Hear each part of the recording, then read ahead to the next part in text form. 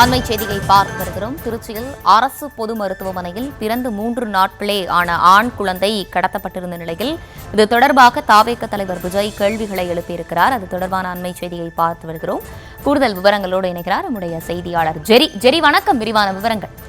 வணக்கம். திருச்சி அரசு பொது மருத்துவமனையில் குழந்தை கடத்தி சென்ற சம்பவம் தொடர்பாக தாவேக தலைவர் விஜய் கண்டன அறிக்கையை வெளியிட்டிருக்கிறார். அதில் மக்களுக்கான அரசு என்று மார்பத்திக் கொள்ளும் இந்த ஆட்சியில் அரசு பொது மருத்துவமனையிலேயே ஒரு தாயின் மடியிலிருந்து குழந்தை பறிபோகும் அவல நிலை என்பது ஏற்றுக்கொள்ள முடியாதது.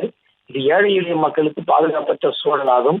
தமிழ்நாடு முதலமைச்சர் திரு ஸ்டாலின் அவர்கள் இந்த விவகாரத்தில் உடனடியாக தலையிட வேண்டும்.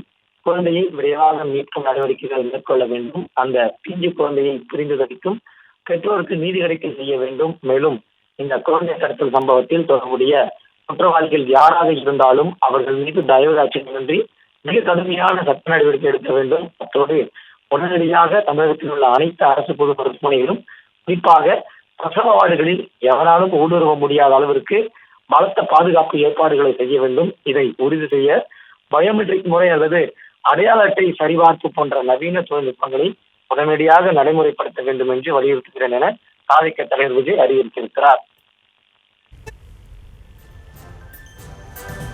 விவரங்களை வழங்கியமைக்கு நன்றி ஜெரி.